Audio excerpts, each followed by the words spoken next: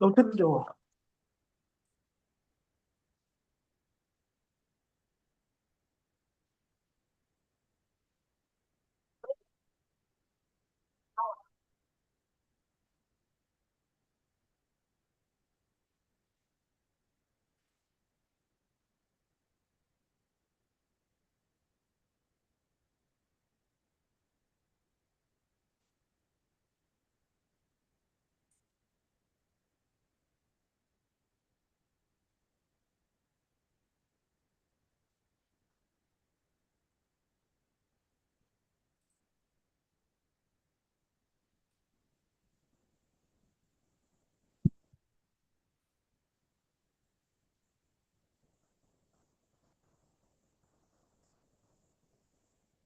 It's just a minute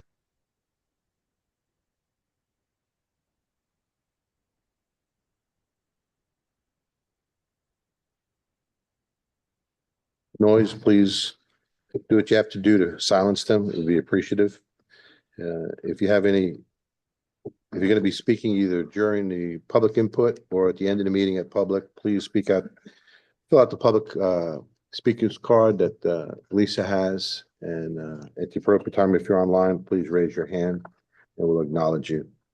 At this time, I would like to ask Stephen Smith from the Sanford Airport to lead us in the pledge. Can we all stand, please? Steve? To the flag of the United States of America, to the republic for which it stands, one nation under God, indivisible, with liberty and justice for all. Thank you, Steve. Before I get into the general items, I would like to also make a comment that the past couple of weeks, I've been traveling in Spain, and it is amazing how mass transit works when it works. And to travel across the country within an hour or two at a fraction of the cost of what it would cost to travel by automobile is truly amazing. I went from Madrid to Costa Brava, which is halfway across the country, for less than $100, and it took me just under 2 hours to do that, and it was a breeze. I didn't think they served lunch on time on the train, but that's another story. But it was extremely comfortable.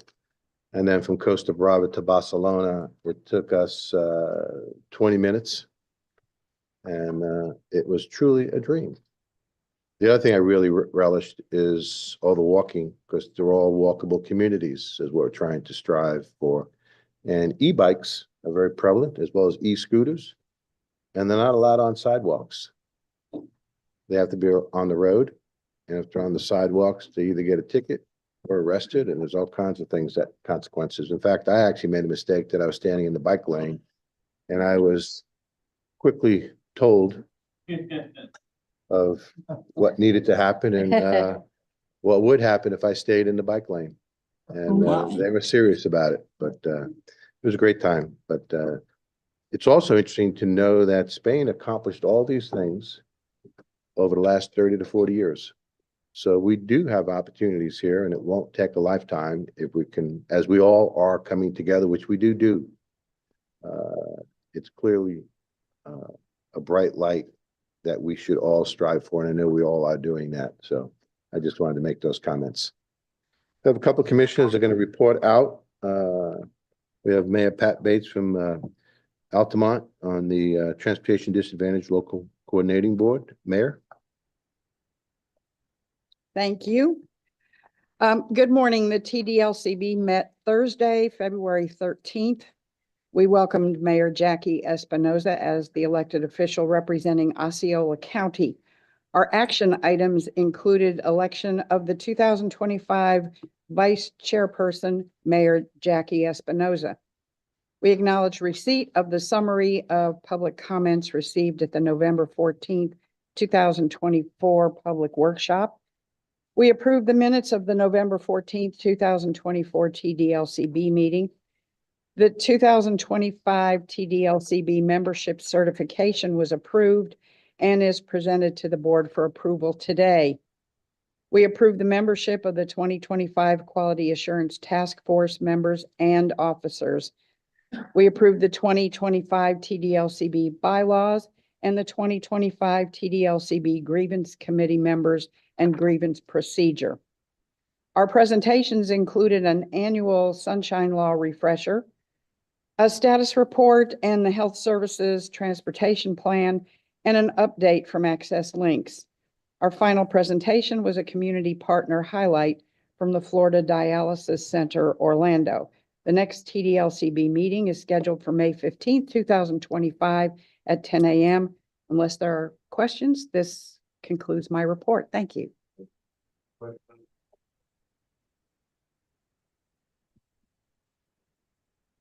There are no hands raised online.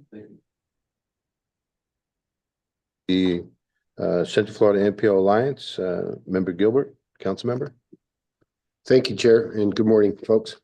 Central Florida MPO Alliance met on February 14th. Our action items included election of 2025 officers, Mayor Chris Cloudman, Volusia Flagler, TPO, Chair, Council Member Mimi Hanley, Space Coast, TPO, Vice Chair and Commissioner Brian Yates, Polk, TPO Secretary. We approved the June 14th and October 11th meeting minutes. We also had approval of the 2025 CFMPOA meeting schedule, approval of the CFMPOA 2024-25 regional list of priority projects. We also approved a resolution in support of Polk's TPO request for FDOT to complete a 4-lane widening of State Road 60 across Central Florida, being a very heavy evacuation route for the state. We received an update on the Regional Transportation System Management Operation Program and safety program updates from our counterparts at the Ocala, Marion TPO, and Lake Sumter MPO. Our next Alliance meeting is April 11th, right here at MetroPlan Orlando, and this concludes my report. I yield back to you.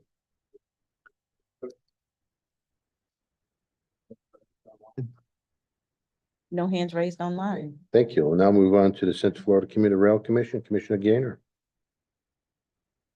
Good morning, everybody. The Central Florida Commuter Rail Commission met on February 27th, 2025.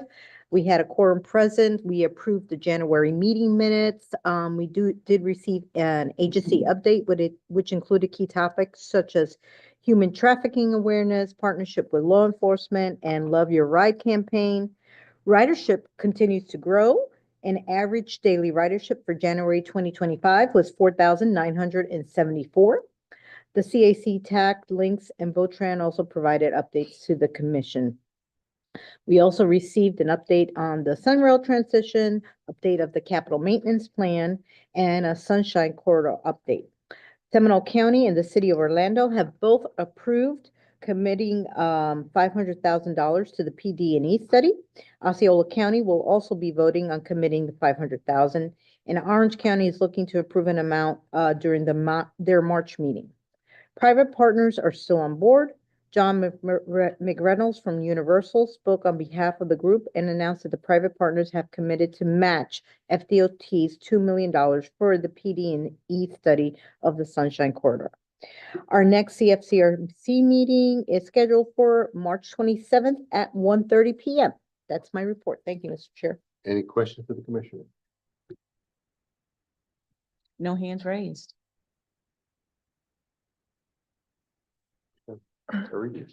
Good morning. Thank you. So the MPOAC Governing Board met on February 27th at the Florida Hotel. We recognize the passing of MPOAC's legal counsel, Paul Gugelman. Paul provided legal service to the MPOAC for many years, and now another attorney has come on to fill his role from the same firm. We reviewed the list of qualified applicants for the executive director's position, the status of those candidates following personal interviews. We actually had our number one and our number two choice, but unfortunately between interviews and meeting as a board, our number one graciously passed on being considered. So we did pick our number two alternative, who is FDOT employee Amanda Carpenter. She's based out of Tallahassee. Received an overview of the MPOAC rules and responsibilities from Dave Hutchison, the current chair of the staff directors. We received updates from DOT and Federal Highway. We heard a presentation on the passenger rail priorities program. And unfortunately, all actions were deferred until our next meeting because we thought we had a quorum until we counted and we were short one.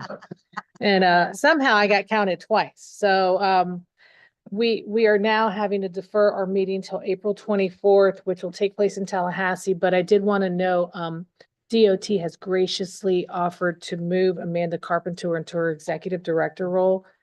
She got a hefty raise of about $30,000, and they are also matching that since our funds come through MPOA, through DOT. So she is working for us and is based in that role in Tallahassee. And I will be meeting with Secretary Perdue next week while in Tallahassee to continue to fight and advocate for our MPOs. And that's the goal that we all want across the state.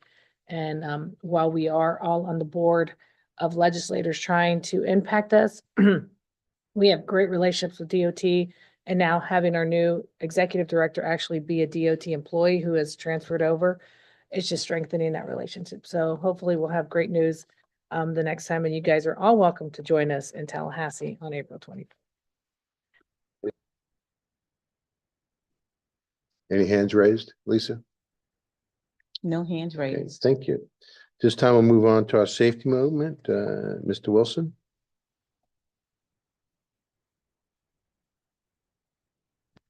Thank you, Chairman Delara, and good morning, board members. While the rest of the country recognizes Bicycle Month in May, in Florida, we do it a little differently. We do it in March when it's a little cooler. And this time around, I want to talk about cycling at night and the added risks there. Only about a quarter of bicyclist travel occurs at night, but over half of our fatalities and nearly 3/4 of the overtaking crash fatalities are at night. The risk for an overtaking fatal or serious injury goes up 5-fold when you go from daytime to nighttime.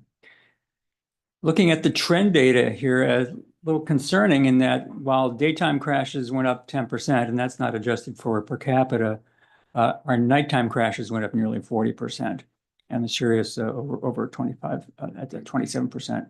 I suspect this may have to do with e-bikes, but we'll have a better idea as we get some more data to come in on that.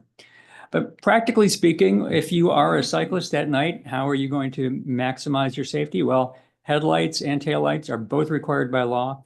Headlights are necessary not only legally, but practically, in that most crashes between motorists and cyclists, the cyclist is not in front of the vehicle until a moment before impact. And the reflectors only work when they are in front of the headlights. So you have to have a headlight in order for motorists to see you approaching. When it comes to your tail light, it's really important to have it mounted to the bicycle on something rigid, so that the light is pointing straight back and it doesn't flop around. You want it to be sure that it's providing maximum illumination to the eyes of the drivers who are coming up from behind. And that concludes my safety moment for this month. Questions for Mr. Wilson? So I was going to ask you if they're tracking as far as the e-bikes go. I know I find now with their popularity increasing and the scooters as well, looking at how do we deal with them. I'm seeing kids now. The other day I was on 192 and they're on the sidewalk. Then all of a sudden they jump the sidewalk. They're in 192, and with traffic, you got people driving the wrong way on e-bikes. I think I know we're in Osceola County looking at how do we try to address this policy wise, but I could see where that would increase. But You could follow up with all of us. Yes, I'd like to learn from you because we have the same problem. yeah, and there may be more national policies out there. I don't know, connecting with some of our outside the state areas where these have already been in play, that may be beneficial to us as a whole. Because we really need to better educate individuals and make sure that when they're on a bicycle, whether e-bike or otherwise, that they're obeying the proper rules, and making sure that as a community, we're keeping them as safe as possible. Thank you. Commissioner, if we would, maybe we can ask Gary Huttman to maybe at some point do a small presentation about what is happening nationally with e-bikes. Yeah, we can Would do that that. be okay with everyone? Okay. Mr. Chairman. Can I speak? So what are we doing to promote these rules for people to have the headlights and taillights on the Well, bikes? many of our law enforcement agencies are doing special enforcement efforts targeting pedestrians and cyclists. And one of the things they do is, particularly if they're stopping cyclists at night and they don't have lights, is you not only let them know about that, but in some cases actually providing them. So that's the primary outreach for that issue. I know it's expensive, but can we do some marketing via TV? We have the public announcements. We can make sure that people understand, because most of these people, especially people arriving to this country, as many as we're getting, Mhm. they don't know any better. And they come from countries where they don't have these rules, or if they do, they don't execute them. So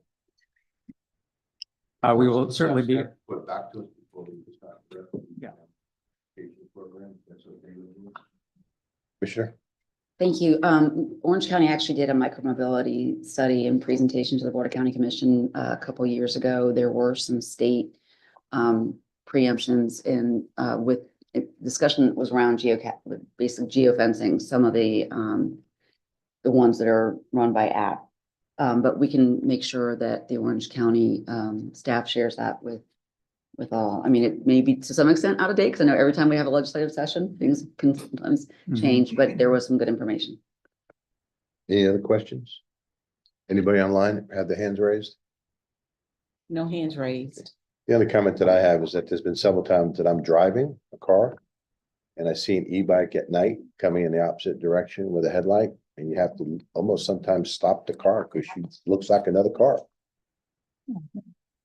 So What I want to mention is that, risk factors tend to compound. And so when you increase one of them, it multiplies with the others. So when we add speed to darkness, that's a very powerful combination there. This time we'll move on to the executive director, Mr. Hutman. Good morning, Chairman Delory and board members. This morning, we have some alternates with us. Mr. Martinez is here representing the Central Florida Expressway Authority in place of Commissioner Arrington. Mr. Good is here representing the Greater Orlando Aviation Authority in place of Tim Weishire. We also have Commissioner Edie representing the city of Kissimmee in place of Mayor Espinosa, but Commissioner Edie is attending virtually. Mayor Woodruff from the city of Sanford is also with us, but he's attending virtually this morning as well. So thank you all for being here. Last month, we had Nalissa Council here representing the CAC in place of Dan Stevens. This morning, I get to introduce her as the new chair of the CAC. Dan recently stepped down because of other commitments that he has, but I do want to point out that Dan has been an active volunteer, had been an active volunteer with MetroPlan Orlando since 2008. Initially serving as an Osceola County representative on our Bicycle Pedestrian Advisory Committee. Then 10 years ago, we combined our Bicycle Pedestrian Committee with our Citizens Committee, and Dan made that transition, and he's been active for the last 17 years as a volunteer. So I just wanted to acknowledge his service as one of our many volunteers. The 60-day Florida legislative session opened last week, as you know, on March 4th. Virginia and the team from Gray Robinson in Tallahassee are actively monitoring several transportation-related bills already. House Bill 567 and Senate Bill 462 have been filed. The House bill is the one that it's a continuation of the one we were tracking last session, and it entered this session as they finished the 2024 session. So you'll be receiving reports out on that as needed. And we will count on, as we've done in the past, if needed, to bring the executive committee together for updates on the legislative session in between board members or board meetings, rather, if it's necessary. I want to talk a little bit about our year, the year ahead. It's an important year here at MetroPlan, including updates of our core documents. The biggest and the anchor to the other two is the Metropolitan Transportation Plan. You've heard updates from staff on that really for the past year, but you'll be hearing from Taylor again this morning on it. This morning's presentation is really meant to prepare you for the workshop that's scheduled for next month on April 9th, and that's going to be at the Lake Mary Event Center. But just to remind all of you, and especially our new members, the long-range plan is updated every 5 years, and it has to have at least a 20-year planning horizon. It must be affordable based on our projected revenues. The other two core documents that will be updated are the prioritized project list, and that is updated every year. And that list includes unfunded phases of projects that are already in the Transportation Improvement Program, as well as other unfunded projects. These projects are categorized and ranked consistent with the policy direction that you provide to us. The Transportation Improvement Program is updated annually, and it includes projects and phases to be funded over the next 5 years. That document is amended regularly throughout the year. Then looking ahead during the May and June meeting cycle, you'll receive a preview of both the prioritized project list and the Transportation Improvement Program. During the June-July cycle, you'll be asked to take action on those two documents, on the priority list and the Transportation Improvement Program. In the August and September meeting cycle, you'll receive the first preview of the draft long-range transportation plan. Again, this is a 2050 lookout. And this will include the cost feasible projects. During the October-November cycle, we're going to give you a second preview of that and focus on the cost feasible plan and the implementation strategies of that plan. And then that will all lead to the board being asked to adopt that at your December meeting. So it's going to be a busy year, and you're going to be hearing a lot about the long-range plan and the efforts on that. We continue, we continue to monitor what's happening at the federal level. I don't really have any updates on our discretionary, two discretionary grants that we've had approved, but not yet executed. So we're still waiting on that. The I-4 dynamic tolling began on February 24th. You all know that. I'm told that the lanes are working just as the department anticipated that they would. Tolls have varied a little in the Maitland area and also in the Cayley and Michigan area. But the adjusted toll has not exceeded, it's never gone beyond 75 cents. It's gone from 50 to 75, but never had to go above that. We don't have the secretary here this morning, but Jim Strohs from the department is here and in the audience, very familiar with the dynamic tolling. And if there are any questions, Jim can come to the podium and answer those for board members. Your supplemental folders include several items. The first is a CFX announcement for the Refined Alternatives Public Workshop for the State Road 17 Sanford Airport Connector. That workshop is going to be Wednesday, April 2nd. The in-person meeting will be at the Galileo School located at 3755 Skyview Drive in Sanford. There's also a virtual option, and that's noted on the announcement if anyone is interested. There's an announcement in there in the form of an email of DOT training sessions on advanced air mobility. Just in case you or members of your staff are interested in attending, there are sessions that are geared toward elected and appointed officials, and then sessions that are where the target audience is your staff. Those sessions will be on June 3rd, 4th, and 5th, and those will be at the Orlando City Hall. Finally, at last month's board meeting, Commissioner Janer, you asked a question about the status of the Parton Settlement and Simpson Road Bridge replacements as part of the turnpike widening. A copy of the turnpike's response was forwarded directly to Commissioner Janer after we received it, but it's included in the folder for your information as well. And Chairman Dollar, that completes my announcements. Questions from the board for Mr. Hutman? Anyone online raise their hand? No hands raised. Thank you. I know Secretary Tyler will not be here today. He called late last week to let us know, and there was some prior commitments that he had to make district-wide, so he will not be here. I know Jim Strohs is here to represent him. Jim, do you have anything you'd like to report out on?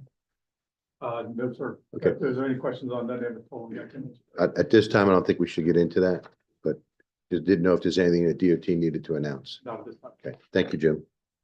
This time we'll do the roll call and confirmation of quorum. Lisa? Martinez for Arrington. Bates. Constantine. Here. Gomez Cordero. Delari. Here. Demmings. Dyer. Dowless. Here. Edie for Espinosa. Here. Gilbert. Here. Grieve. Janer. Here. Moore. Here. Nelson. Here. Scott. Simrad. Smith. Here. Ortiz. Here. Uribe. Good for Wise. Here. Wilson. Woodruff. He is online, but he is here. So that concludes the roll call, and we do have a quorum physically present. Thank you, Lisa. Agenda review, Mr. Hutman. Nothing to add or clarify on the Okay. agenda. Thank you. Before we get into committee report, in the upcoming meetings, we're going to add another item on the committee report to rotating report from the local airports as well as MCO. They're not all going to report every meeting, but they're going to be rotating because there's so many things going on regionally in all the small airports as well as the large airport. I thought it'd be nice if we hear from them, and staff will be coordinating with them to let them know when they'll be reporting, and if there's any information that they need to provide to us, they'll be coordinating with Gary Hutman. Well, we're not gonna do it today. I'm sure he could, but I mean, the staff. I wanted the board to know what we're gonna be doing in upcoming meetings. I think it'd be appropriate, since there's so many wonderful things happening at all the airports, that we give each one of them a point in time, and they rotate it throughout the year. Okay. Yeah. Mr. Good? Team, not as intercompetitive. We want to have our specialties. We want to be helping each other, passing the ball. And the coordination of these airports is, And I appreciate that Very team important. attitude, but it's not just basketball, it's all teams. okay, not track. But anyway, just point well noted, and I'm sure that that sentiment will be noted when staff is coordinating with them. Right. Okay, at this time, we'll go to the committee reports, Municipal Advisory Committee. Mayor? For MAC. The Municipal Advisory Committee met on March 6th. MAC approved our February 6th meeting minutes. The MAC received 4 presentations. We received a presentation on the MPO planning process for 2025. We also received the status update on the 2015 Metropolitan Transportation Plan. We then received a presentation on MetroPlan and Orlando's Tracking the Trends program. And lastly, a final status update on the electric vehicle readiness study. The MAC meets next May 8th. That concludes my report. Thank you, Mayor. Any questions for the mayor? Anyone online have their hands raised? No hands raised. Thank you, Mayor. This time move to the Community Advisory Committee. Good morning. Excuse me. Good morning, Chair Delari and members of the board. I am Nilisa Council representing Community Advisory Committee. At its February 26th meeting, Chair Dan Stevens announced that he would be leaving the committee effective immediately. We will miss Dr. Dan Stevens, and everyone thanked him for his many years of service. I assume the duties of chair, and I will be joining you for the rest of the year at MetroPlan Orlando board meetings. Our new vice chair was elected to replace me, and her name is Ms. Judy Pizzo. We heard presentations on the 2050 MTP, the Tracking the Trends program, and the MetroPlan Orlando EV Readiness Study. We received information on 6 new members chosen by the CAC Selection Committee. I served on that committee, which met on February 19th. We had 35 applications for 6 seats. We think the recommended slate, we think the recommended slate, which is included our consent agenda today, is very strong. We urge you to approve it. CAC members had many questions for Mr. Mike Wilson when he presented his safety moment about Florida Bicycle Month. And we are looking forward to the in-depth webinar on cycling coming up on March 19th. The next regular CAC meeting will be April 23rd, 2025, when we expect to welcome our new members. And that concludes my report. Thank you so much. Thank you. Any questions? Yes, Commissioner. What is the webinar? Is there any more information on the webinar? Is that something that we can share? Apologize for. Ms. Mary Horn will let Thank you all you. know. Thank you so much. Yes, Commissioner, this is something that we do every now and then for the CAC, in which we take a little deeper dive. Anyone is welcome. There will be a public link. I believe it's on the calendar now, right, Lisa? So you can enter through that. And if you have a question or comment, raise your hand. But it is something that we designed to go into a subject that they have a lot of questions on, and bicycling is one of those. Oh, I was gonna say, so that's shareable to our, residents as well as. Residents can attend as Okay. members of the public. We probably will limit our discussion Right. among the committee members. It is for the committee, but anybody can watch. Might do that and answer questions. We'd be happy to have. Awesome. Thank you There's so a way much. to do that. Okay. Anyone online, Lisa? No hands raised online. Thank you. This time move to Technical Advisory Committee. Thank you, Chair. Good morning, Chair and board members. My name is Hong Lim, and I'm the Chair for the Technical Advisory Board. TAC met a few weeks ago on February 28th, and we had a physical quorum. We had one action item on the January 24th, 2025 meeting minutes, which was unanimously approved or recommended for your approval. Like other advisory committees, we received presentations on the MPO planning process for 2025, MTP status update, tracking the trends update, and electric vehicle readiness study update. There were no TAC-only presentations, and we did not receive any public comment. One other comment that I wanted to make is this is my last meeting with MetroPlan Orlando, as I will be moving out of state. It was a pleasure and honor to serve, and thank you to everyone, FDOT and MPO staff, for the opportunity. My replacement will be Leonard Barden with Altamont Springs. He is the current vice chair and the transportation engineer and city engineer. And at the next committee meeting, there will be a vote for a new vice chair on April 25th. So thank you. That concludes my report. Any questions from the board? Anyone have their hand raised, Lisa?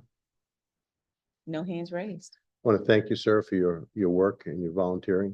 We rely a lot on volunteers and individuals participating, so we would like to say thank you. Thank you so much. This time, we'll move on to the Transportation Systems Management and Operation Advisory Committee. Good morning, Mr. Chairman and members of the board. The Transportation System Management and Operations TSMO Advisory Committee met on February 28th, 2025. TSMO Vice Chairman Christina Colon from Osceola County chaired the meeting in my absence. The minutes from the January 24th meeting were the only items approved by the TSMO committee. We had 3 presentations. Eric Gordon, FTE, gave a presentation on Florida's Turnpike Enterprise implementation of DriveWise, a cutting-edge technology to enhance roadway safety and efficiency. The second presentation was by Matthew Jukes, AIM-SUM, on the Orlando area digital twin tool that has been developed for the FDOT. This is a transportation and traffic analysis tool that leverages traffic simulation, historical big data, and connection to real-time data feeds from the sensors and ITS devices within the region. Lastly, Jacques Colon, City of Orlando, gave a presentation on the recently submitted environmental assessment for wing aviation to begin drone deliveries within Central Florida. We had a public comment from the former mayor of the city of Edgewood, Mr. Jim Buzinski, on recent improvements at Orange Avenue, which is State Road 527, and Holden Avenue, Gatlin Avenue in Edgewater. He stated that to address the traffic congestion, a plan to realign Holden Avenue through Cypress Garden Park to meet Gatlin Avenue was rejected by the county along with opposition from residents.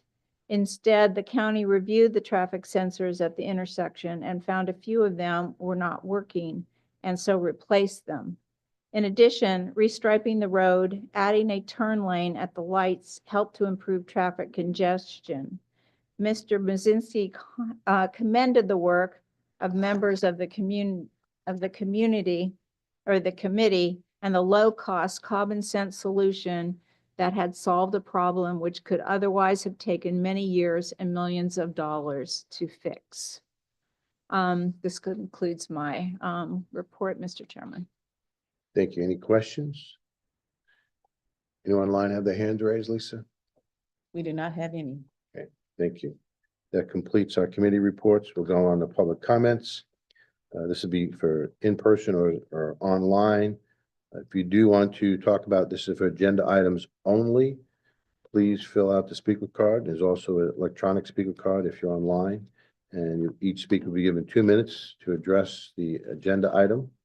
Please give your name and address for the record. Do we have any requests for this? I have not received any requests in person and there are no hands raised online. All right, thank you. Then we'll close public comments. And then we'll move on to consent agenda. We have A through E. Is there direction from the board for? Motion for approval, Janer. Second, more. We have a motion and a second. Any discussion on the motion? Seeing none, we'll call the question. All in favor of the motion, signify by saying aye. Aye. Opposed, like sign. Motion passes. We'll now move on to action items. At this time, we'll have the MetroPlan Orlando Joint certification from FDOT. Sir?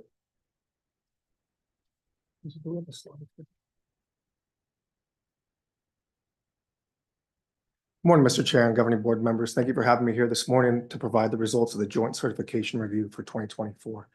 So this is each year the district and the MPO must jointly certify the metropolitan planning process. Both parties work together to ensure that all processes are being carried out in accordance with applicable federal and state statutes and regulations. The certification process is comprised of 2 parts. Part 1 is completed by the MPO and covers plans, policies, and data collection, as well as cooperative efforts with neighboring MPOs and TPOs and consultants. The MPO is also offered the opportunity to list noteworthy practices and any comments that they would like to make to the district. Part 2 is completed by the district with an evaluation process focused on invoices, procurement, and planning documents. If any of the items or processes do not meet the level of statute, the district can then issue recommendations or corrective actions to the TPO or MPO.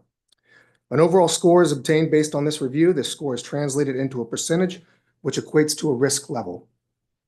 So I'm happy to announce this year that MetroPlan scored 100% on their joint certification, which equates to a low risk yet again.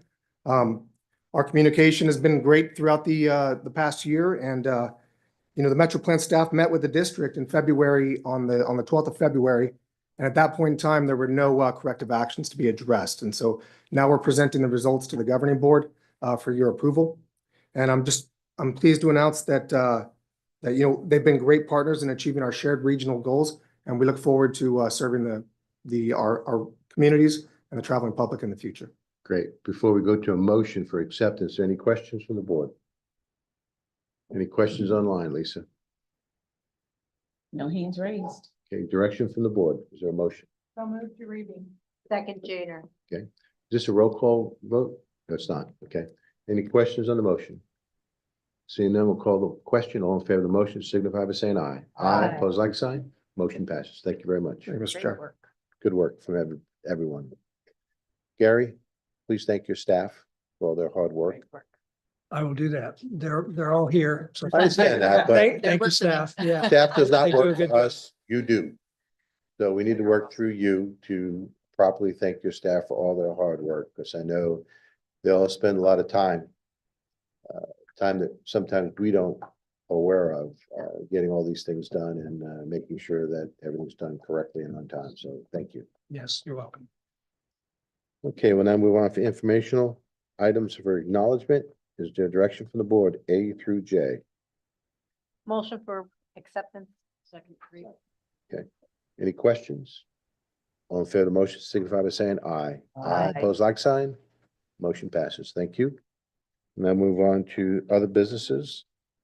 We have an update on the 2050 MPT, and as Gary Putman stated in the beginning, this is the precursor to our work session next month. And the work session will be held at the Lake Mary Event Center. So if anyone needs any direction or assistance, please contact Commissioner Lee Constantine. I'm sure he's got all that information. I'm sorry, Taylor. No, that's perfectly fine. I'll be giving a reminder about that same summit in just a minute.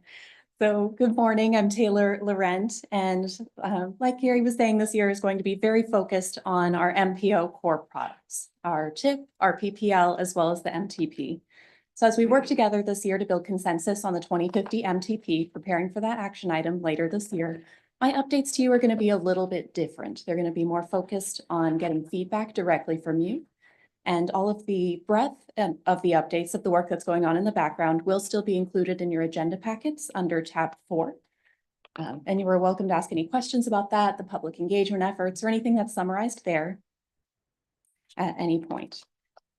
So to get going, moving on to where we are now, we're at an inflection point in the 2050 plan's development and are on the precipice of our funding scenarios. To set the stage for our funding scenario planning, there are 4 key elements that we need. The first is a completed needs assessment, which I usually refer to as our transportation to-do list throughout the region. Then we need our prioritization methodology, which is what was developed at the end of last year. And that needs to be applied to our projects, so we know the order in which to do them on our to-do list. As we move into the third item, we need to have our revenue forecasts, or the control totals. That way we know what we have to be able to spend and invest on transportation infrastructure throughout our 3-county area. And then the last item that we need is the funding policy, which is how we guide and spend the limited funding available within our region programmatically. We have these first 3 items, and the 4th one, funding policy, is what we're going to discuss today. So the purpose of the funding scenarios is to evaluate how changes in funding allocations change the transportation projects that are funded within our 3-county area. As we develop different scenarios, we're going to be reviewing tangible comparisons between them so we can understand the implications of choosing one scenario versus another and see what those results would look like. As we review these and work together this year, we're going to be working towards building consensus on a single preferred funding scenario, which will ultimately become the MTP cost feasible plan that you will review later this year. As we develop all of these different scenarios, they all must accomplish 3 things. The first being supporting our 2050 MTP goals, which are items that we developed collaboratively last year. They need to help us achieve our regional performance measures, which you took action upon at your last meeting. And then also provide us with flexibility to adapt over time as trends and technology continue to evolve. We will be spending the majority of our time together this year focused on these funding scenarios, their results, and incorporating them into the 2050 MTP. And there are several key items and key steps to be able to accomplish that this year. The first being on April 9th, we have our MPO Board and Committee Summit, where we're going to be focusing on evaluating and discussing those initial funding scenarios, doing a few engaging activities to get your feedback on those funding scenarios and your recommendations on how to iterate so we can adjust and bring those back to you at future meetings. As we move into the April-May timeframe, we're going to be reviewing the feedback that we received from you at the summit, as well as feedback that we receive at our virtual April technical workshop. We'll be taking all of that together, discussing the feedback that we've received and reviewing the next iteration of those funding scenarios across that timeframe. As we move into June and July, we're going to continue that iteration process, bringing in the latest information from our June technical workshop as well as what we talk about in these meetings.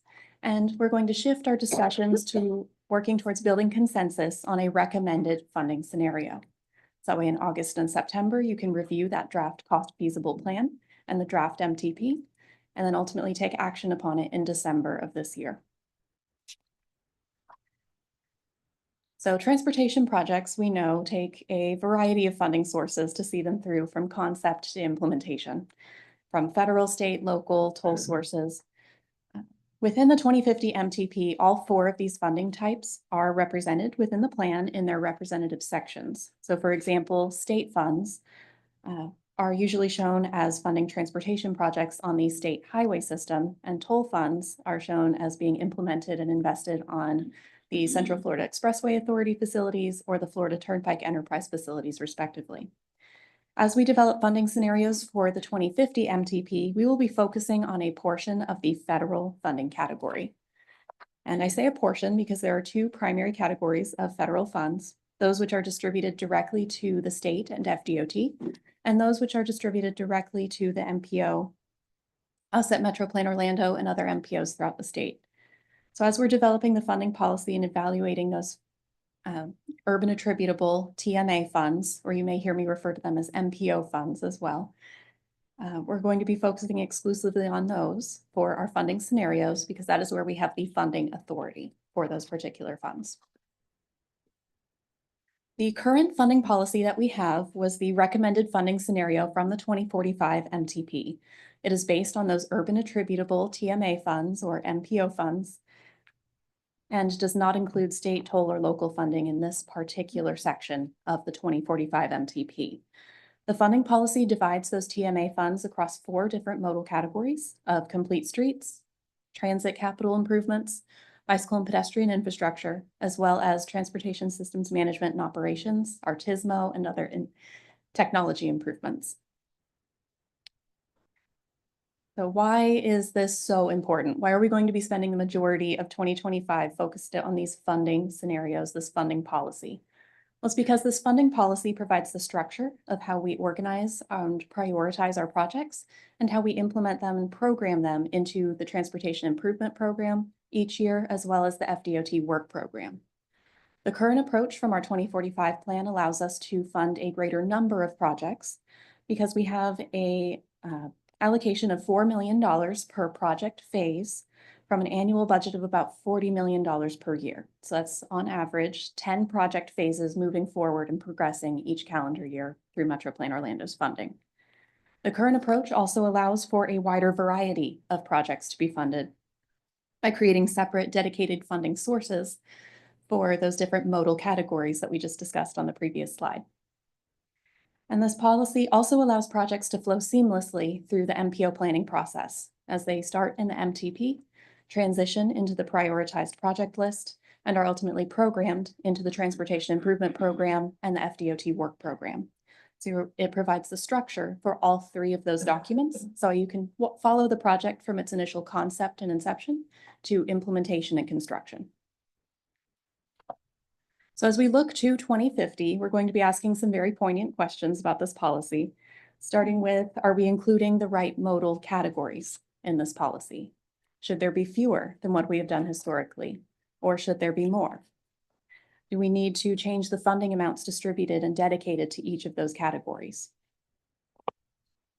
So while these are very poignant questions that we're going to be exploring together, we have been asking the public for their feedback on these same topics to help guide us during this step of the planning process.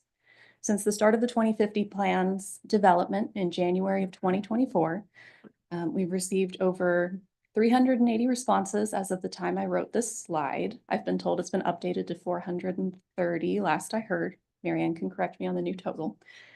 So we'll be summarizing that feedback here for you today. So of the 5 categories, the modal categories that we offered to the public, all of them were seen as important and that they should be considered in funding scenarios for the 2050 plan.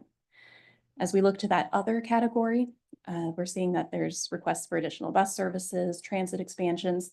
All of these ideas generally fall into the categories that are already incorporated here on the slide. So we are seeing a little bit of cross-pollination in those ideas. That re-emphasizes that the pro-offered modal categories were the right ones to consider.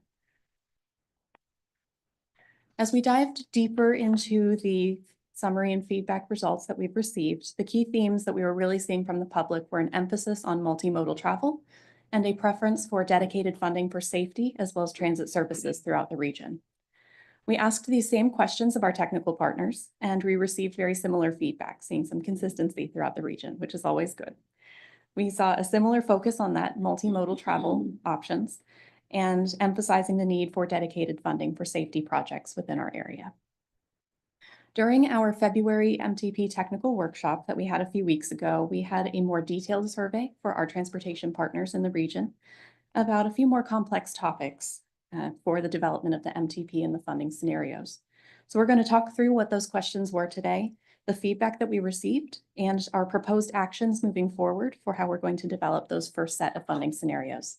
And towards the end of the presentation, I'll be asking for your thoughts and feedback on these recommendations. So to dive right in, the first two questions were really focused on the modal categories, similar to what we were just discussing with the public feedback. Our first question was if MPO funding should be set aside to support local government goes with projects to fund safety elements on resurfacing projects on FDOT's resurfacing program list, if and when those safety elements otherwise would not have been able to be included in the project work.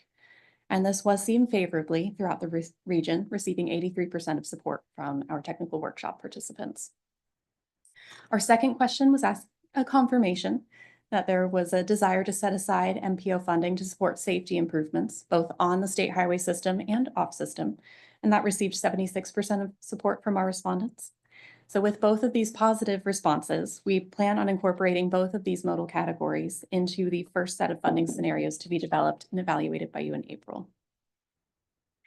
Our third question resulted in a mixed bag of responses. Yes, very much so. Our question was, should the 2050 MTP funding policy allow for MPO funds to support widening projects? Opinions, as you can see, were split evenly across our three-county area, across each of our three counties, and even within the towns and cities that were participating as well. So we didn't see one geographic area expressing more support or less support than another. The only common theme that we noticed when we were diving even deeper into these particular responses was that traffic engineers were more likely to support this than all other of our respondents. That even within one agency, we were seeing both support and opposition for this particular item to use funding for widening projects. As we dove deeper into the individual responses, it was seen that traffic engineers were more likely to support using these funds for widening than all of our other participants. So based on this near even split of both support and opposition, our initial path forward as we develop the funding scenarios will be to maintain the policy which was established more than 15 years ago to not use MPO funding for widening projects. So as we evaluate the 2050 plan scenarios a little bit later this year, we can revisit this topic as needed, but that's where we plan to start. So our fourth question was much more clear in its responses. There was unanimous support from all of our participants at the technical workshop to increase the federal MPO funding maximum for project programming. So like I mentioned, that amount is currently set at a maximum of $4 million per project phase. And with the rising costs that we have been experiencing for the past several years, we know that that $4 million doesn't go as far as it used to. So our next natural question as part of that discussion was, what should that new limit be? And that's where the uncertainty arose again as part of the discussion. So after discussing this, going through a myriad of different ideas with the group settled on a desire to keep the existing limit at $4 million per project phase as a base, and then to increase that limit based on inflation, based on when that project is anticipated to be able to be incorporated and move forward and begin its work. So this $4 million base per project phase plus inflation is a strategy that we've already been incorporating as we program projects from our prioritized project list into the Transportation Improvement Program and the FDOT Work Program each year. So we can plan to incorporate that into the 2050 MTP funding scenarios a bit more clearly to make sure that that's shown in the draft scenarios that you'll see in April. Our last discussion question resulted in a surprisingly even split of responses again. The question was, should the 2050 MTP funding policy include a local agency match requirement to be able to leverage that federal MPO TMA funding? So we're still seeing a bit of a mix of support and opposition for this one. The opposition was very clear in their responses. No, this was not something that they would want to see in the funding scenarios. And the support that was submitted all came with an asterisk, expressing some uncertainty about how that could be implemented across our region, knowing that each of our agencies and projects are at vastly different scales and sizes and scopes of work as well.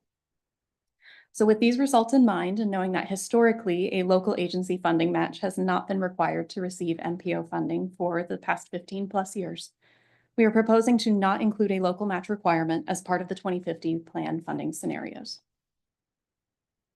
So these recommendations that we've talked through today are based on both the public and technical partner feedback that we've received. And we will be using these to develop the funding scenarios and the tangible comparisons between them for your April MTP summit in a few weeks. So with the chair's permission, do we have any questions, comments, concerns, ideas? Is something missing, something you want to talk about and make sure we consider that we need to go through today to help with the MTP's development? Before I turn it over to the board, I first want to tell you, very nice presentation, very well thought out, very well presented. So thank you. Thank you. Any questions from the board? This is all the precursor for our work session, correct? Yes, so these recommendations, if we move forward with them, are directly impacting and shaping what the funding scenarios will look like that you see in April. Okay. Lisa, does anyone have their hands raised? No hands raised.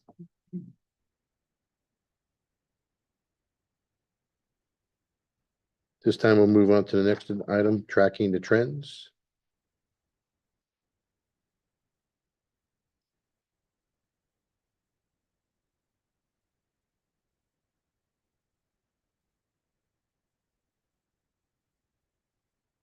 Thank you. Good morning, everyone. My name is Slade Downs, and I'll be walking you through our Tracking the Trends update.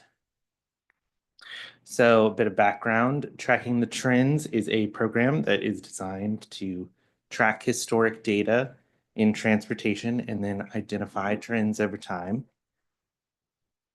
Like other MPOs, the metrics we choose to track are aligned with federal performance measures, but we go a bit further than the federally required performance metrics to track just about every quality of life data point that touches transportation. The full Tracking the Trends program includes an area profile and transportation highlights, the data library, the accessibility hub, and the systems performance dashboard. So you can access each part of that program at metroplanorlando.gov/maps-tools. And this is really just going to be kind of a teaser. I encourage all of you and your staffs to take a look at the full program on our website. So some quick highlights from those different parts of the program. The area profile shows an overview and characteristics of our region, as well as some select statistics and interactive maps. And then the transportation highlights section shows selected indicators and is really kind of a 5-minute shallow dive into the kind of current conditions of the region. A couple of examples of some sort of regional shifts and data points you might see in the highlights section is changes in population and growth. So here up on the screen, you can see one of our interactive maps. It's actually a slider that will let you see development in 2000 and development in present day. You can see how your city, county, neighborhood, and how all of those have kind of changed during that time span. Some other takeaways you can find there. You can see that our fatalities, serious injuries, and non-motorized crashes have actually fallen in 2023. So that's some good news.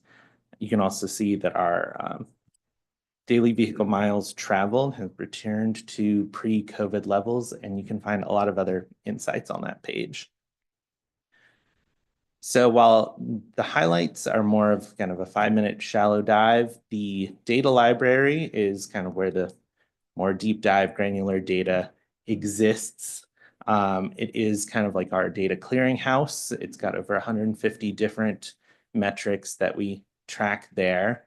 It is kind of more geared towards our technical staff partners, but it is open to the public. Anyone can go and download the data directly, save themselves a bit of time rather than waiting for staff to get that information back to them. They can just go straight to the site and get the data.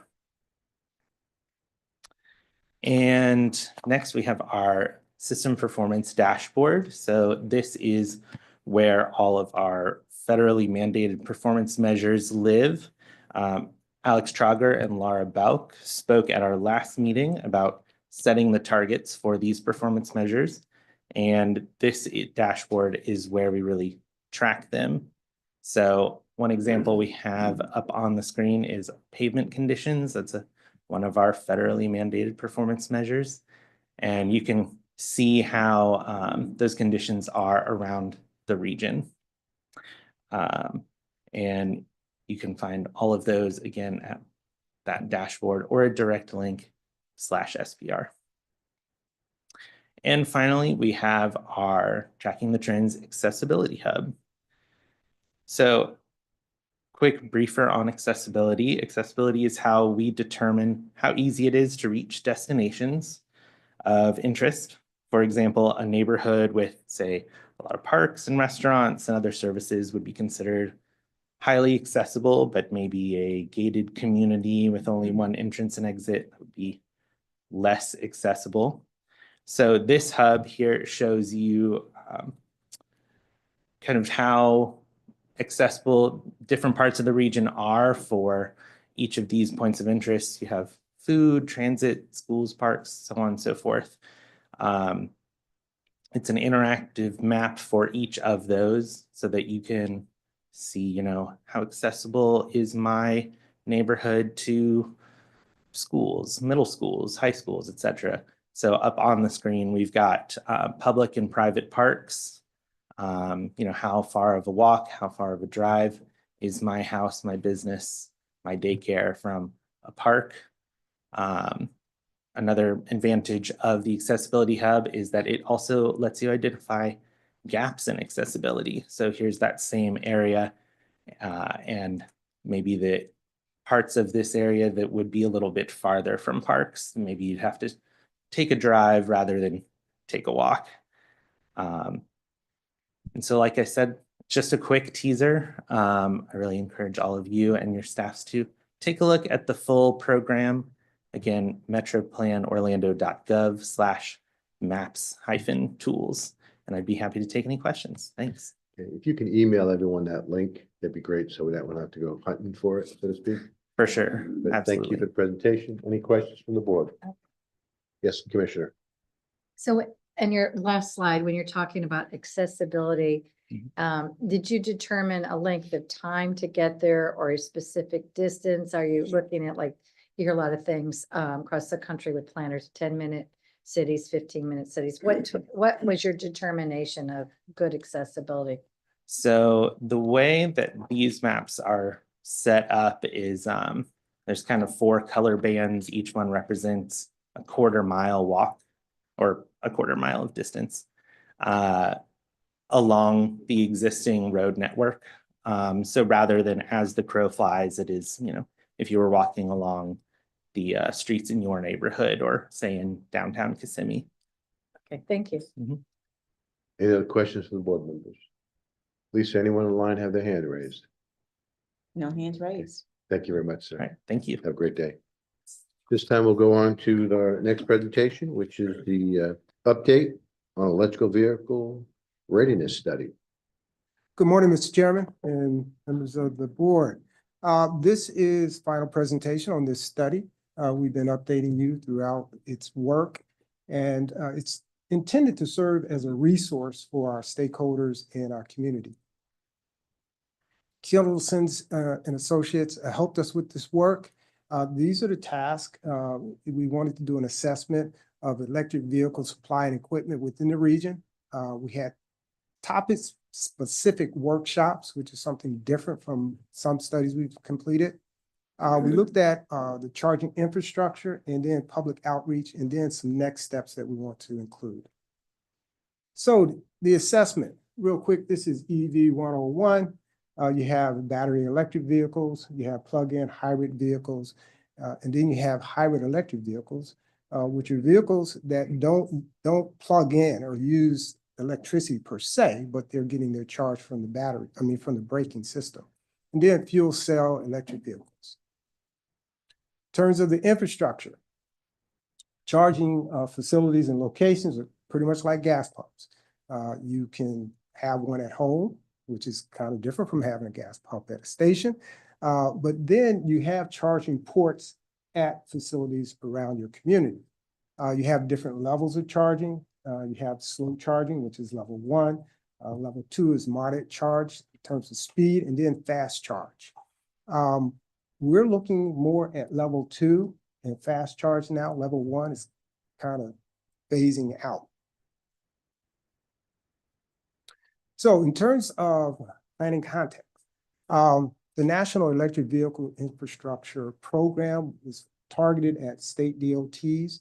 Our FDOT has a roadmap, has an implementation plan, and a deployment plan. In terms of regional context, depends on land use. You have residents, which can have home charging. And then you have business locations, like in our garage, we have charging facilities. And then those fast charge locations are for interstate long distance trips, where you want to stop, get a fast charger, and get on your way. That relates to travel patterns. Again, if you're commuting, daily commuter, and I would, I've heard this said many times, everyone in here has a car, and that car is just sitting somewhere. It's not being used. So that's an opportunity for you to charge. Also, an emerging innovation that is happening is mobile charging, where you can leave your car somewhere, someone can come and charge your vehicle for you. Existing ownership, that relates, and I'll speak more to this, that relates to if your jurisdiction wants to set up a charging facility, or you want to have someone, want to partner with a private entity to put in a facility, that can happen. And then moving on to infrastructure. We did inventory existing charging equipment within the region. One of the focus areas we wanted to look at is disadvantaged communities. How do we start to get communities, low income, communities of color, to start embracing electric vehicles?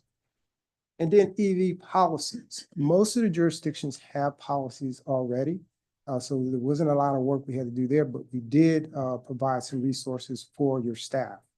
And then the last item, this is legislation that I believe is good legislation, and it is to promote consistency across EV charging infrastructure so that you don't have what we have now, which is hodgepodge.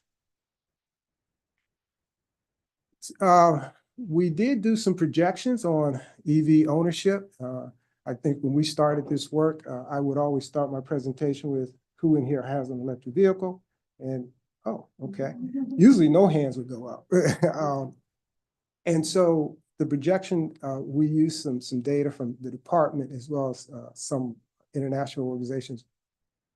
And that mustard colored area there is what we projected for our region. Now, that was also based on the fact that the federal government was incentivizing ownership of electric vehicles. So that would increase the demand. But I don't believe that's going to continue. So this is a little off now. The workshops, we invited utilities to work with us. We had a workshop with Florida Power, Duke, Orlando Utilities, and Kissimmee Utilities. And they expressed the need for permitting, consistent permitting across county lines. They wanted to have more control of the networks, because if you have a private entity that's putting these facilities in, you want to have control on it so you can determine your rates. And then they expressed some interest in going after some grants, and they wanted MetroPlan Orlando to lead. But at that point in the study, we're still early, and you always want to know what you want to ask for. And from MetroPlan Orlando's perspective, we weren't sure what we wanted to ask for because we were early in the study. So we deferred that to them. In terms of policies, comp plans that you all have speaks to charging facilities. And then some of the challenges that were expressed by staff were parking, maintenance and operation of these charging facilities, because the literature is filled with information on going to a charging facility and it not working, or is vandalized, or something's wrong with it. So these are projects, and they have to be maintained if they're going to operate properly. And then the trade-offs between level 2 and fast charging. There is a substantial cost difference, and along with that, increased maintenance. In terms of the infrastructure, sharing with our partners on these locations and the providers were expressed by staff. Anticipated land use. What locations within your comp plans, what locations are you planning that will enable charging facilities to operate properly? And integrating the latest data. In this workshop, we did have a person who owned a Tesla, and he had access to Tesla charging facilities that we didn't have in our database, so we were able to integrate that. In terms of investment, as I mentioned earlier, the federal government has incentivized ownership of electric vehicles, but that's waning. The role that you as a jurisdiction want to play in this environment, do you want to own and operate charging facilities, or do you want to partner with a private entity? These are some of the questions that we discussed. And again, these are our projects, so they do have a capital expense as well as operations expense. So this is a map of level 2 charging facilities in our area. On the left there, those are charging locations, level 2, and the buffer area is a half a mile, which we estimate is 15-minute walk. And then on the right, you have gaps where we want to, or we've identified apartment buildings where you have, multi-housing units. And those are areas where we believe we need to put more effort into putting charging facilities. Kittelson's developed this tool again, it's a resource to help in identifying locations for charging facilities. Of course, it's got to have connection to electricity. You have to determine ownership. Being mindful of resilience. Again, I spoke about how some of these charging facilities do not work when you go to charge, so you have to maintain those. You want some connectivity within the environment as well as with trip making. And that speaks to the next one, which is multimodal use. This is the location just north of us that is owned, or is the City of Orlando's, OUC's. And you see the Sunrail is right behind it. But this is a fast charging location. So, you don't have to leave your vehicle there very long. And then making sure that it's in an area where the population is going to support it. I'm familiar with one of the cities in our region who went ahead and dropped a charging facility in, but it wasn't used. So they took it out.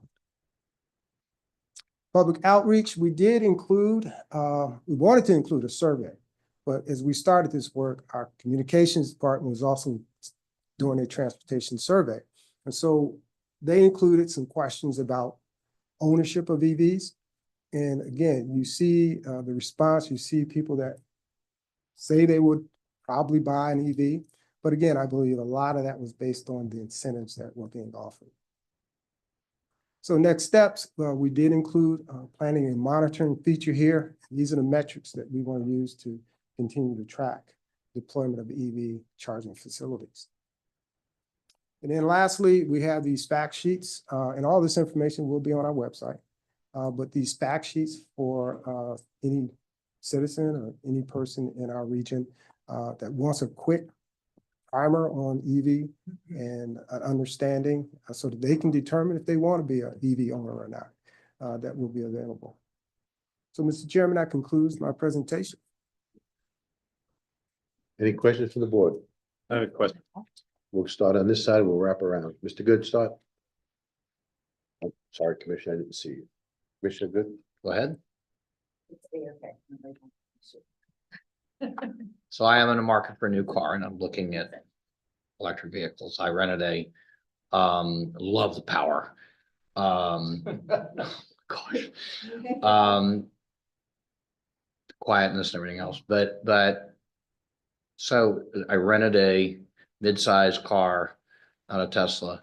And I parked it at the Winter Park, right next to Winter Park City Hall. There are 2 EV charging places. It's like 14 hours to fill the thing up. So you pull over for lunch, you think is, hey, I can just go to lunch and charge this thing. And then people leaving their car. I mean, I don't know, other than Winter Park being able to check the box that they got 2 EV charging stations. I don't know what good it does. I understand at a hotel where you're spending the night. But in a kind of a shopping area to have to leave your car there 14 hours, people just don't tend to use it. And then, or they use it there and they leave it there and it's already charged and they leave it there for like 2 days and you can't get the car out. So I understand it's cheaper to build than a fast-paced charging station. But I don't know the value in at least a shopping area like that of having one that's so slow. So I am not sure. I don't know if that's a question or a comment. Sounds state- more like a yeah, comment. It's more By of a the way, statement than a question. yeah. Yeah, I mean, I know it's cheaper to put in, but I don't know what we're trying to accomplish. I mean, to me, one of the things you can accomplish in a shopping district for your city and your community is to encourage people to go there and they look, and where am I going to charge my car? Oh, I can go there and then I can go have lunch or I can do a little shopping. And I think that was part of the idea of Winter Park, but I don't know that people shop for 14 hours. And even for an hour at lunch, it was like, Depends who they are. it was like putting a gallon of gas in my car. Get you 12. We'll take it under consideration, Mr. Good. So I don't know do you have I any just- feedback on, because you talked a little about speed of charging versus cost. I'm not sure what type of facility that is.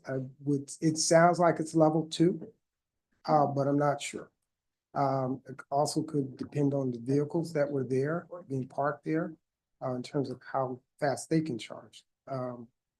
So without having that information, without understanding. I took a what Tesla yesterday Monday up to Tallahassee. I rode in someone else's. And man, it was like an hour. We had a nice lunch and it was soup to nuts finished. Right. But Tesla, it was high speed. Tesla charger, probably. Right. Okay, so that's kind of like different. A lot of it's market driven. I mentioned some city already put chargers in, they weren't used. So it's market driven. If you have a demand for charging that is faster, then that's what you're going to invest in. And that's what I spoke to about. These are the decisions that either you as a jurisdiction will make in investing in level 2 or fast charging, or in your negotiation with a private entity that wants to come in. It's market driven. And that's just my response to your question. I did want to ask, when you said the electric vehicle was powerful and fast, when you hit the accelerator, right? Did like everything like Yeah. Star Wars and everything go by you? That was my experience with driving. Well, the pulling capacity of the trucks, where I've got other friends that have construction vehicles and farm vehicles, is way better than gas. But for me, it's acceleration. It's not illegal. How fast you go from 0 to 50 is not, that's not illegal. It's illegal to go over that price. Yeah, and that's fun, but understand you use your charger real fast too. Right. Thank you, Eric. I know that. too. So to sort of piggyback on Mr. Good's comments, I think the need for that context specific charging facility, because quite frankly, you're right. It would be an incentivization, and I've plotted trips, like road trips. I have a 100% electric vehicle based on what I can get done somewhere. Now, if my road trip is an overnight and it's a slow charge, that's great. But I have stopped at an outlet mall in Jacksonville specifically because it had a fast charger and I could go get some birthday gifts for the people I was going to visit. And so there was a very much dual economic purpose there. I think the other part that I wanted to make you aware of as far as, and I do think to some extent there's a little bit within the planning of broad brush descriptions of, oh, we put chargers there, we put chargers there without sort of distinguishing the difference between the fast chargers and those different levels. And I think the other barrier, and specifically for potentially under-resourced or more isolated communities, is that every single one of those charging stations, I mean across the country, but even locally, operate with a different app in order to turn it on. You don't walk up and hand them your hand of change or your tips if you're a waitress and you're using that to get your fuel to get home. You have to have a device that you can download the app. I just checked this while you were doing your presentation. I have 5 different apps: ChargePoint America, EV Go, Charge Up, and Electrify America. And that's just for my mostly regional use. So that is another barrier that I think should be contemplated in the consistency, the large consistency of, I like that there's some infrastructure consistency discussion, but the actual consumer interaction, I think, also really demands some consistency for us to really make it an available possibility for all. I had the option just putting in my credit card, not that. Hey, let's cut off good. I want to talk. Okay. Thank you very much. If I can, Mr. Chairman, I can just. Go right ahead. Commissioner Wilson. That was one of the comments I made about the utilities, wanting more control over the network, and then the legislation. I mean, that's. So when you said network, I was envisioning the electric grid, right? Then that network, but you're talking about the consumer interaction, right? So whatever that final consumer purchase point is. Right.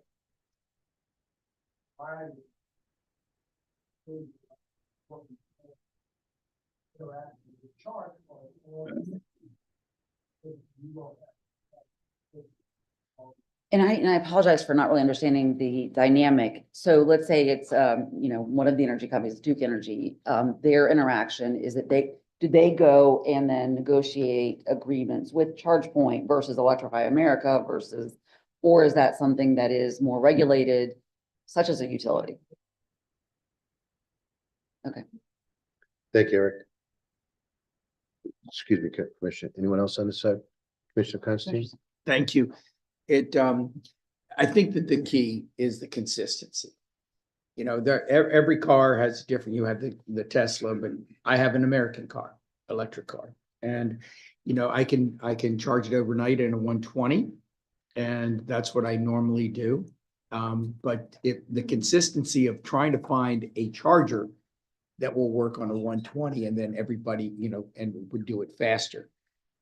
Unlike Mr. Good, who is channeling his childhood and thinks he can go to the line and beat every car. I do want to say, legally, I do want to say it is fun when you go to the front and you have a Corvette next to you and you've got an electric car. And in my case, it's a Lincoln and I know I can beat him off the line. It's kind of. Well, let's stick to the topic. Commissioner Moore, you have anything like that? Thank you. We'll now move down to this side of the room. Commissioner? I didn't make any progress on the charge as you drive project. Are you familiar with that one? I'm sorry, can you? Are you familiar with the project that they're working on? CSA. Yeah, CSA. Oh, the in-road charging? Right. Yes, I'm familiar with that. Are they making any progress on that? I'm not sure where they are right now. We do have a representative on our TISMO committee who has provided us with a presentation, and I have made a request for an update. But when he gave the presentation, it was at the beginning of when it was starting. So I'm not sure, but we can find out. Mayor? After hearing the report in MAC, I did a little bit of research on the EVs because I remember talking to a friend of mine.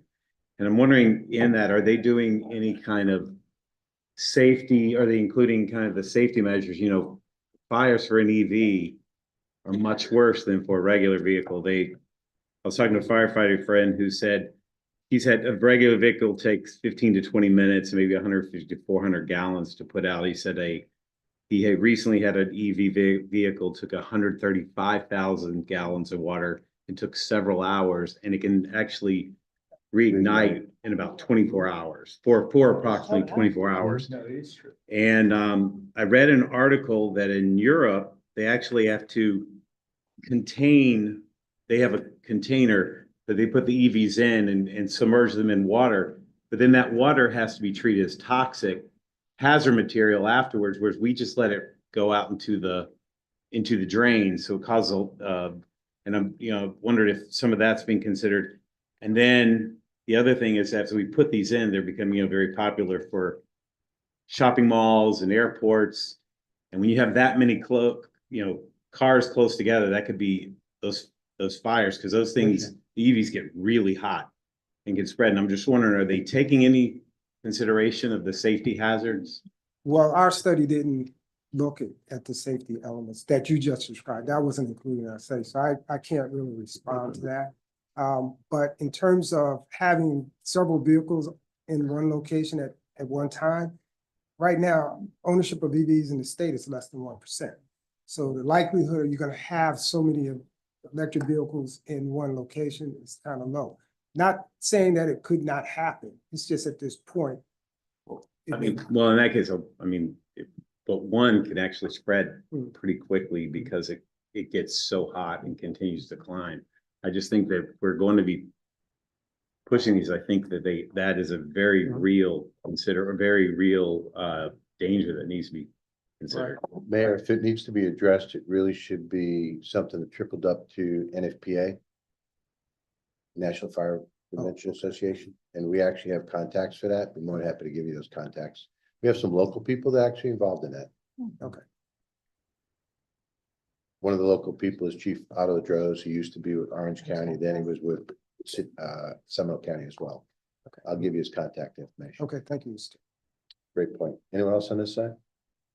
Yeah, just one question on future demand. It says in 2035, it'll be almost approximately 30% of all vehicles. One, is that the United States or is Central Florida? And two, you're looking at 1% now, so you're looking at a 29% increase in electrical vehicles in 10 years?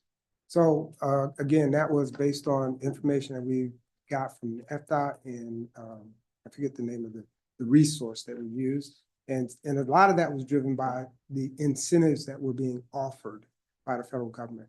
So, and I mentioned that, that's kind of off now because those incentives are going away. Right. If we're looking at 3 out of every 10 cars in a parking lot of a mall or something like that, then we need many more charging stations. But I think we'll have to review this chart again Absolutely. with that. Thank you. I yield back. Thank you. Lisa, do we have anyone have their hands raised? No hands raised. Okay. Eric, thank you very much. You're welcome. This time we'll move on to public comments on general nature. Lisa, do we have any written requests? Have received a request from Miss Joanne Canellis. Yes. Joanne, if you give us your name and address for the record, you'll have 2 minutes.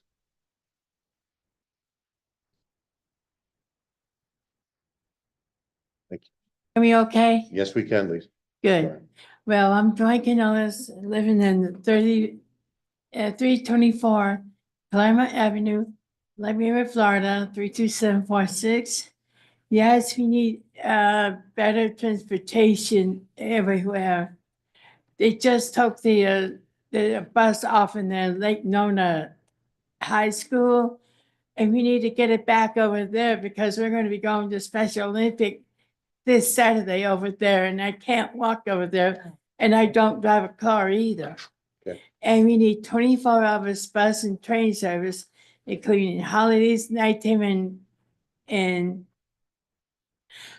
weekends. So, about including in Lake Murray Boulevard and Sunwell train station and everything else, and so that no one would be stranded the way we do now. And we needed to have the bus over at the other school that we're going to Regional on too. And we need to get the bus back to Claremont including the Special Olympic as well, so that no one be stranded or having to ride the Uber and they're paying too much money for it. We need Lake Mary Prep School. We need it at the Oviedo Boulevard, both the pool is, Big Kahuna and Little Kahuna and places like that. And everywhere, please. Thank you. Thank you, Joanne. 24 hours bus service, including holidays, weekends, everywhere. Thank Joanne. you. Appreciate it. Yeah. Lisa, we have any other requests? Yes, Chair, we have a request from Ms. Eunice Jernigan. Thank you.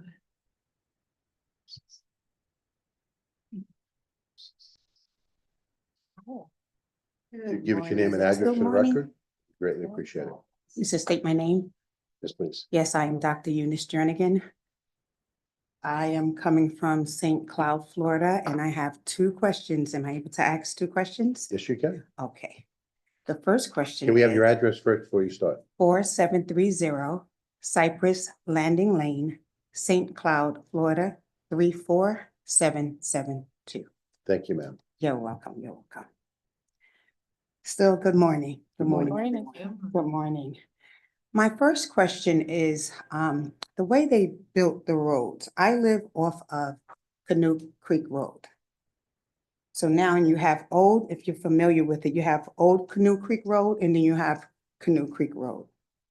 Sometimes the traffic for me to come through Nolte, just to make a right turn, it's like 20 minutes. The longest I've counted was 25 minutes, only because you have 3 lanes. When you get to Canoe Creek Road, 1 lane turns left, 1 lane goes straight, and both lanes actually go straight.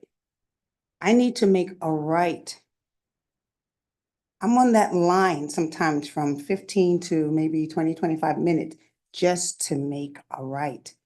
And I think that's really ridiculous because you already have the lane in the middle going straight. It's the people who are going straight that are holding up the lane because they're able to also get into that right turning lane as well. So what I see that's happening is that they had just recently, maybe 3 years ago, built a neighborhood Walmart. So I see cars cutting off and they going through that Walmart. And I think that's very dangerous because you have families, you have children and everyone crossing and they're actually trying to beat the traffic that's on the outside to make that right before the light is. Does that mean my time is up? It's the 2 minutes, but if you can give your second question, we can. Okay, maybe my help you. second, I'm so sorry. My second question is that where I live, coming out is like playing Russian roulette. You have 1 lane going north, 1 lane going south. Kingsville, you have all of this traffic coming because as you know, there's a lot of construction going on because I think they're going to build a opening to a turnpike there. But where I live and coming out of my development, Cypress Preserve, it's hard to make that turn. And I find people waiting on the median. And that's dangerous because the cars that are going towards Keeningville and the cars that needs to go to Nolte to make that left, they're not allowing you to get in. So every morning when I'm trying to come out, it's like, oh God, you know, you have to pace yourself and really, you know, really be aggressive in getting in because sometimes in the morning, you know, people are who they are and they won't let you in. What can we do about that as well? So can we do this? Because this Yes. is, we set the priority for the region. And it depends upon what each county is trying to do with their county. If we Yes. can meet with staff and we can give your representative for your county to actually talk to them directly. That would be great. Okay, thank you. I appreciate that. Thank you. That's correct. And again, I don't know where exactly she lives because it's a different county than Seminole. But I think that if she works with staff, she can get to the right representative. Okay. Thank you very much. Thank you. Everyone. Thank you. Lisa, anyone else? I have received no more requests and I do not see any hands raised online. Okay, great. That end of public comments on general forum. Is there comments from the board? We'll go from the right-hand side this time. Anyone on this side? Yes.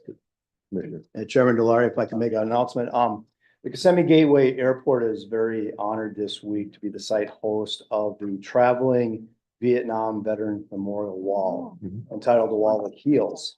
And it's not the half-scale replica that some of you may be familiar with. It's the three-quarter scale version of the wall that's found in Washington, D.C. And so it's being assembled on site as we speak. It'll be available to the public free of cost this afternoon, 24 hours a day through 2 o'clock on Sunday, which then it'll be disassembled. So I just encourage everybody to come out and pay their tribute. You can work with us, with the county, with the staff to send us an email directly Absolutely. with the address. I've actually been to one of those. It's extremely moving. Yes. And to see the veterans, it's just extremely moving. I can't, you could spend all day talking about it, but I commend you for presenting it and hosting it. It was fun yesterday. We escorted through motorcycles and my dad's down from Minnesota and he participated in that with me. So being a Vietnam vet was pretty special. Thank you. Anyone else, Commissioner? Yeah, just a comment. Now that we're on electronic version, when you're trying to scroll through and find things, it's very difficult. I know on our county commission agenda, we can actually click on the item and it'll take us to the tabs. Because a lot of times I want to look at the main agenda, but then I want to see what's happening with the tab and I can push the tab and it'll bring us to that section of the agenda. So, or right now it just tells us tab, which we're more relying on page numbers now when we're looking on the computer. So something that would make it a little more user friendly would be We'll take great. that into account. Thank you. On this side of the room, anyone? Commissioner Constantine? Thank you. I just wanted to announce a sad announcement. Last week, I believe it was last week, but recently, former executive director of the Regional Planning Council and former mayor of Altamont Springs, Hugh Harling, passed away. Oh. So just thought I'd let everyone know. I don't have any details. Pat, do you at this time? When you do get to details, Commissioner, can you let us know? Okay. Any other comments? Seeing none, the meeting is now adjourned.